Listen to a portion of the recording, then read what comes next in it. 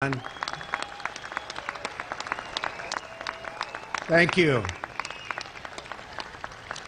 Thank you and congratulations to the class of 2017. Great job.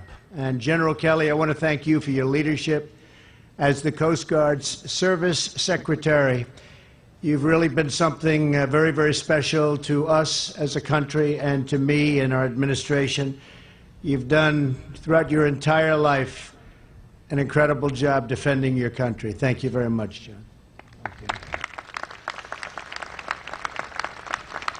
And John and all of his folks are also doing an incredible job protecting our homeland and our border.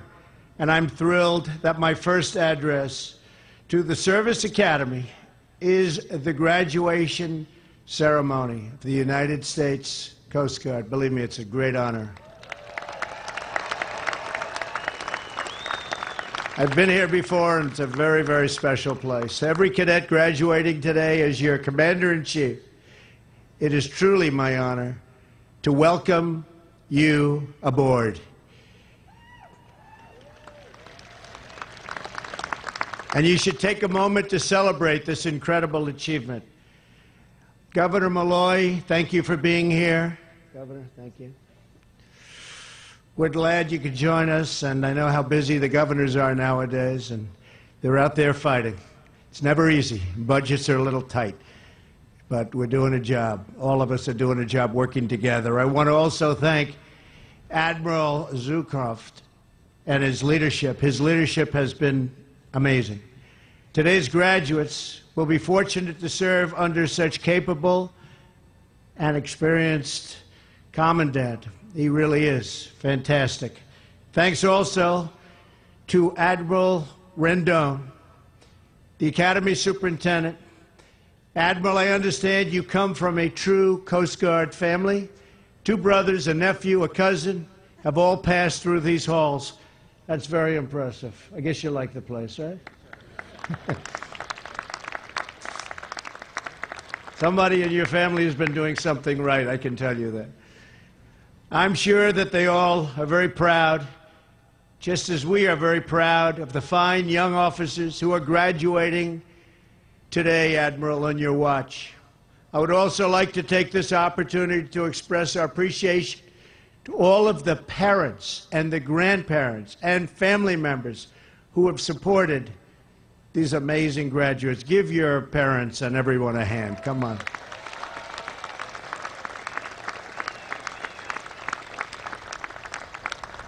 Because America has families like yours, and we'll keep all of those families safe and very, very secure. You're keeping your family safe now. If you are not already, you're about to become military families.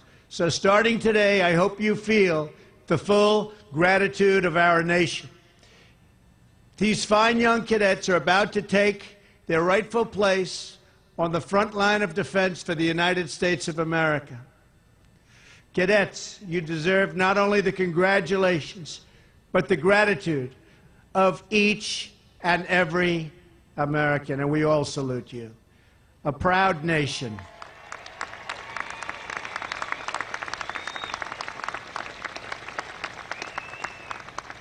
And you're a part of a very, very proud nation, which salutes the 195 cadets of the Coast Guard Academy class of 2017. Good job. And I understand from the admirals that this has been a very special class. You've been trained here to handle the toughest of situations, the hardest of moments, really, that you can experience, and the hardest in people's lives, and to help the weak in their hour of need.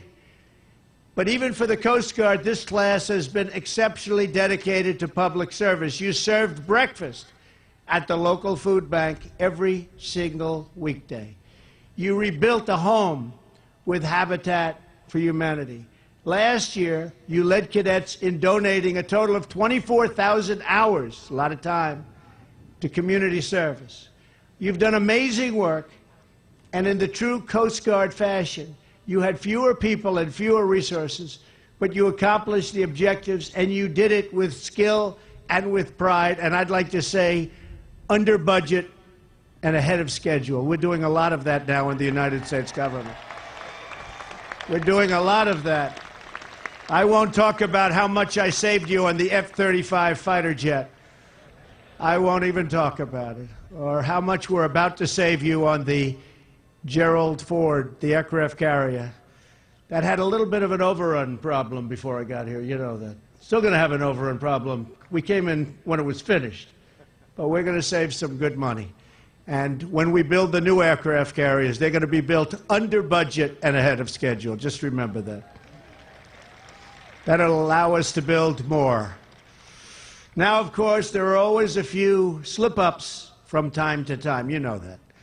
For example, I understand that once or twice, first-class cadet Bruce Kim. Where's Bruce?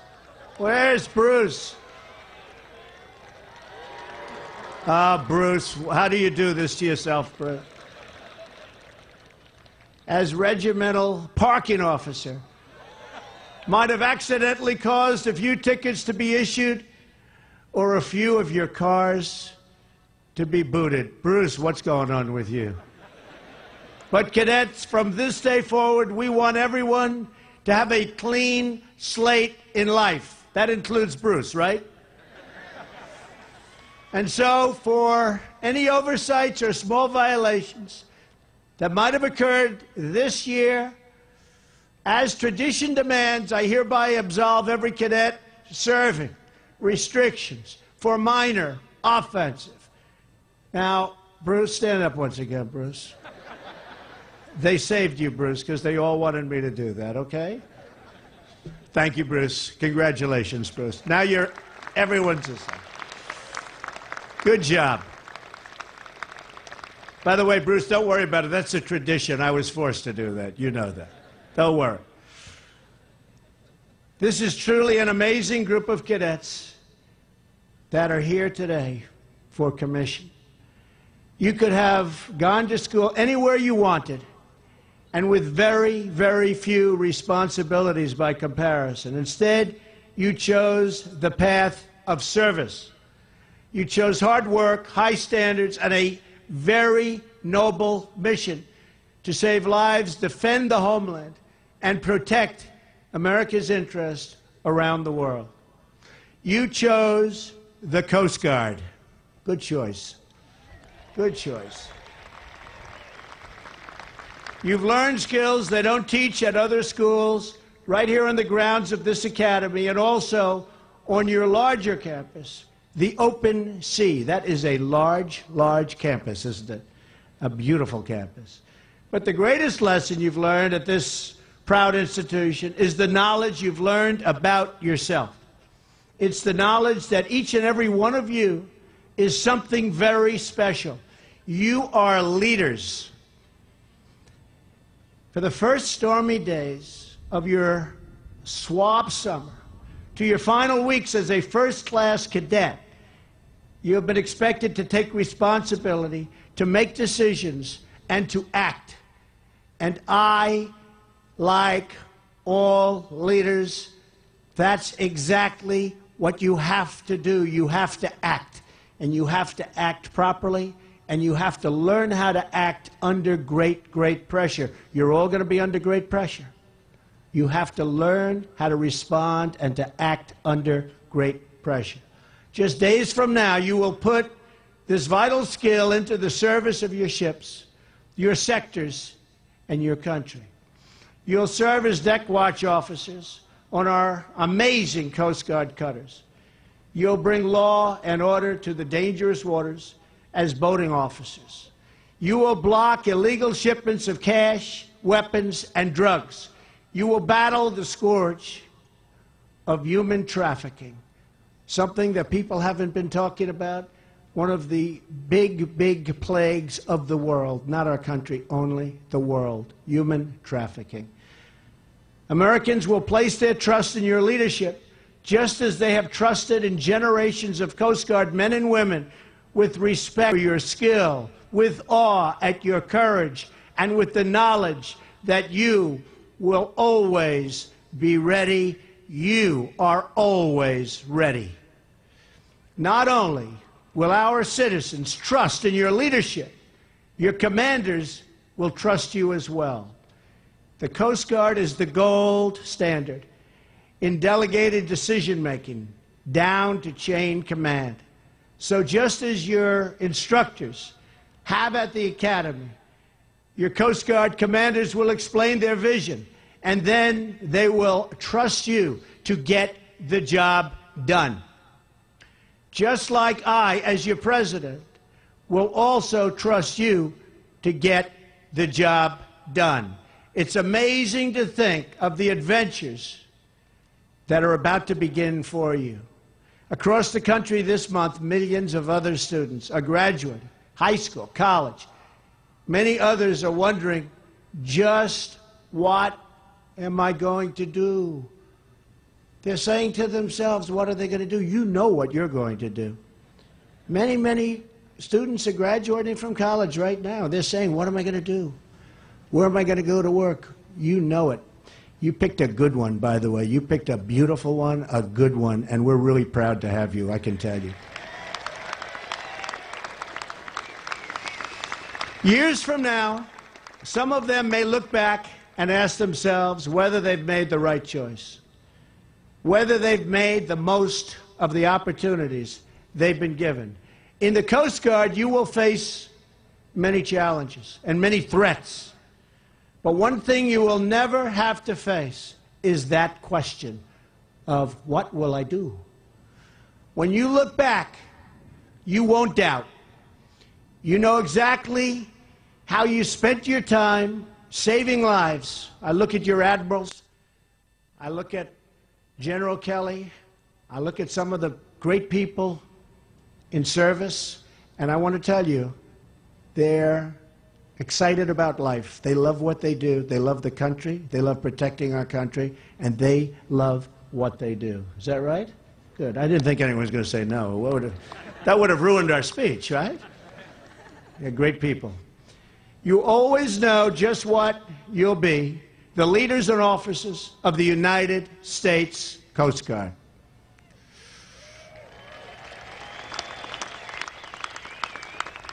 And when they see your uniform, everyone in the world will know exactly what that means.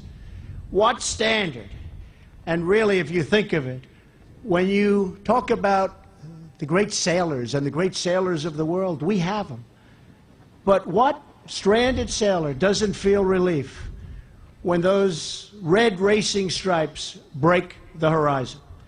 What drifting soul at sea, with only a short time left to live, doesn't rejoice at the sound of those chopper blades overhead coming back and coming down to rescue them from death? What poison peddling drug runner, the scourge of our country, doesn't tremble with fear when the might of the Coast Guard comes bearing down on them? In each case, we know the reason. America's life-saving service is on the way.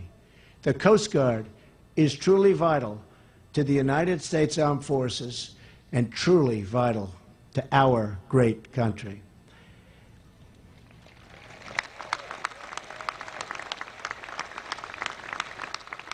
Out of the 5 branches of our armed services, it's only the Coast Guard that has the power to break through 21 feet of rock, solid Arctic ice, right? You're the only ones. And I'm proud to say that under my administration, as you just heard, we will be building the first new heavy icebreakers the United States has seen in over 40 years. We're going to build many of them. We need them. We need them. The Coast Guard stands watch at our ports, patrols our waterways, and protects our infrastructure. You defend America in a world of massive and very grave threats. Soon, some of you will be leading boardings of suspicious vessels, searching for the most deadly weapons, and detaining criminals to keep our people safe. Others of you will work with partners in scores of countries around the globe, bringing in the full power of the United States Coast Guard right up to those distant shores, and some of those shores are very far away. To secure our borders from drug cartels, human smugglers, and terrorist threats, Coast Guard cutters patrol more than 1,500 miles below our southern border. A lot of people didn't know that. When enormous pride hits your heart, you realize that it's with this great skill and tremendous speed our Coast Guard men and women interdict dangerous criminals and billions of dollars worth of illegal narcotics every single year. Your helicopters launch from the decks of world-class national security cutters, and they chase drug smugglers at speeds far in excess of 50 knots. In rough seas, at high speeds, our incredible Coast Guard snipers take their aim at the smugglers' engines.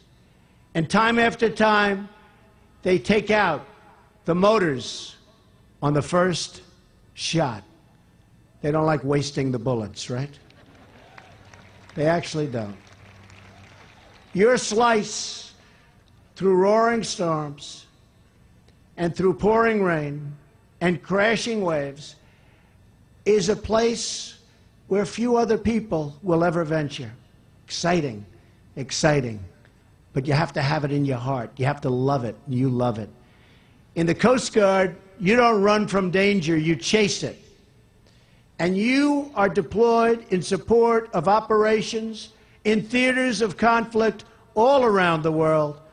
But not only do you defend American security, you also protect American prosperity. It's a mission that goes back to the earliest days of the revenue cutter service. You've read about that and studied that. Today, the Coast Guard helps keep our waters open for Americans to do business. It keeps our rivers flowing with commerce, and it keeps our ports churning with American exports. You help billions and billions of dollars in goods to navigate our country every day. You are the only federal presence on our inland waterways. You police the arteries we need to rebuild this country and to bring prosperity back to our heartland. And we are becoming very, very prosperous again. You can see that. Think of the glorious mission that awaits. You will secure our harbors, our waterways, and our borders. You will partner with our allies to advance our security interests at home and abroad. And you will pursue the terrorists, you will stop the drug smugglers, and you will seek to keep out all who would do harm to our country, all who can never, ever love our country. Together, we have the same mission, and your devotion and dedication makes me truly proud to be your Commander-in-Chief.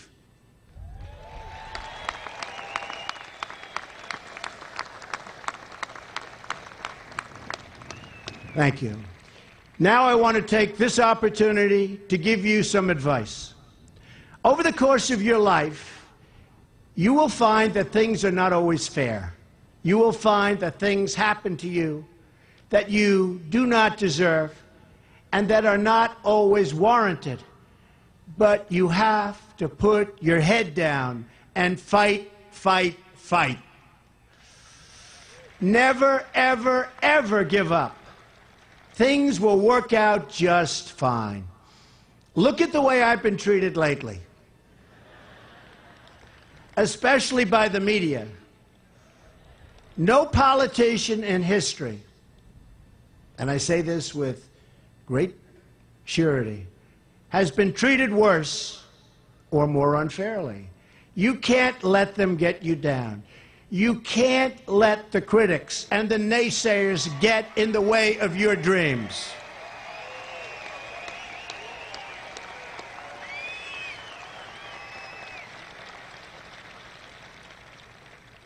I guess that's why I won. Thank you. I guess that's why we won. Adversity makes you stronger.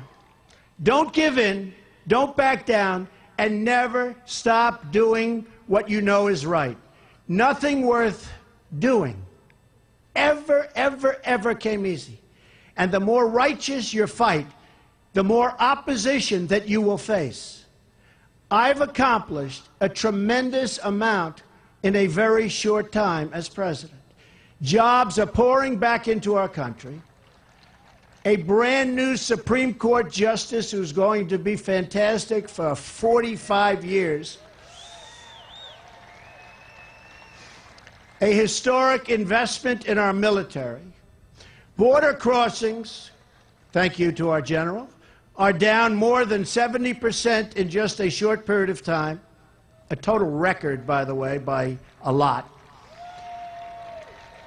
We've saved the Second Amendment, expanded service for our veterans. We are going to take care of our veterans like they've never been taken care of before.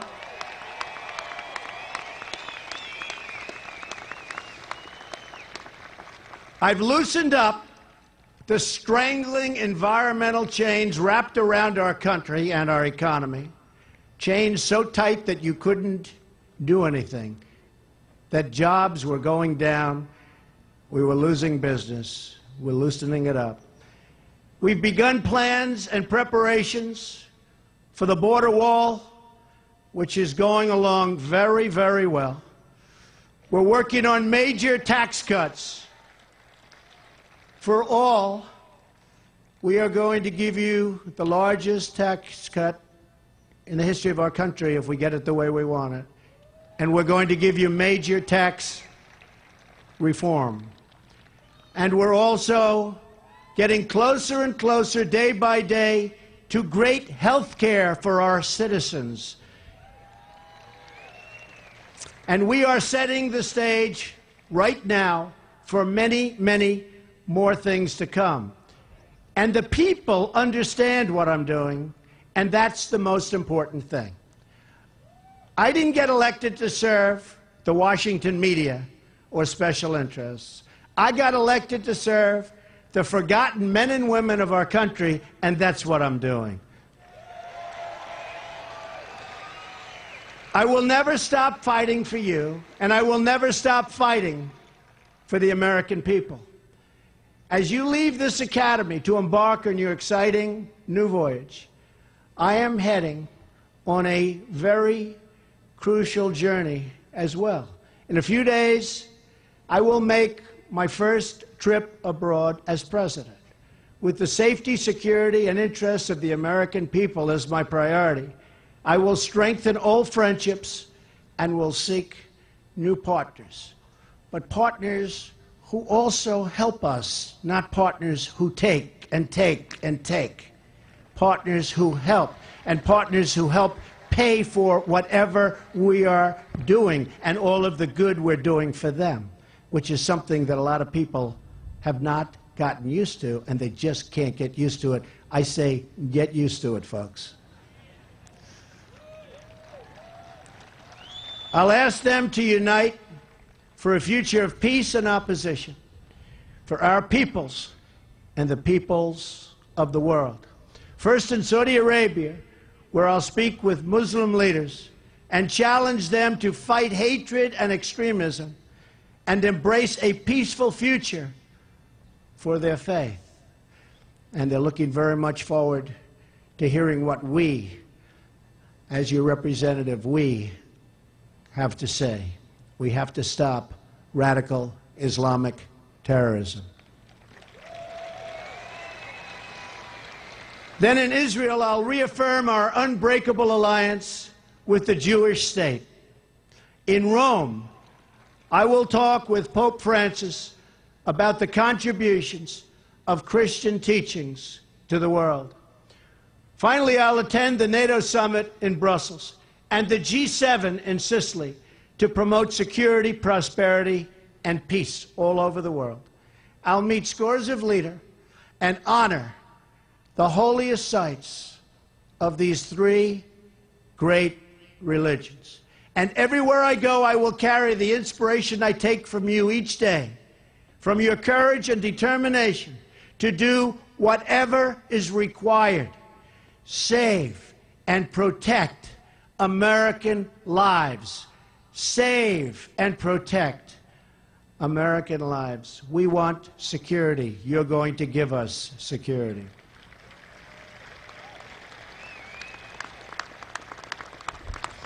In just one example, we see how priceless that gift of life is to the people you touch every day. A few years ago, a Coast Guard helicopter and rescue swimmer took off in the direction of 3 terrified fishermen who clung to their sinking and burning vessel. That day, our Coast Guard heroes did their jobs well. They flew over the sea, despite tremendous danger, and extended a helping hand at the moment it was most urgently needed. There was very little time left. But that's not the most remarkable part of that story.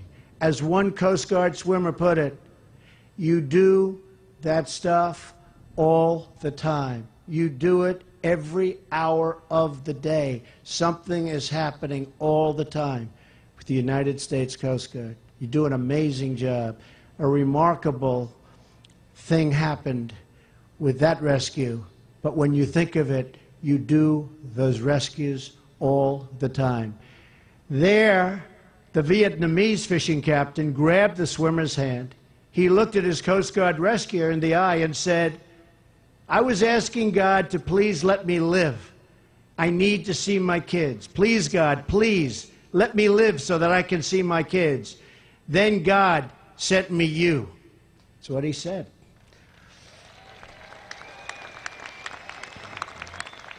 To every new officer and to every new Coast Guard member here today, or out protecting life around the world on some of the roughest waters anywhere, you truly are doing God's work.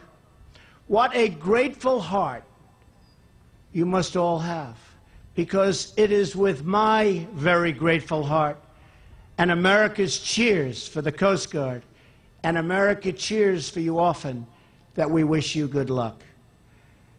As your Commander-in-Chief, I thank you, I salute you, and I once again congratulate the Coast Guard class of 2017. God bless you, God bless the Coast Guard, and God bless the United States of America. Thank you very much. Thank you. Thank you very much. Thank you, everybody. Great honor. Good luck. Enjoy your life. Welcome to Inside Politics. I'm John King in Washington. Let's keep our eyes on the President of the United States. There he is on the stage in New London, Connecticut, just wrapping up his first commencement address as President to members of the Coast Guard Academy, the graduating class of 2017. The President spoke for about 30 minutes there, most of it a textbook commencement speech, but near the end made no specific reference to the big controversy here in Washington, but did turn defiant. With us as we discuss what the President just said and the big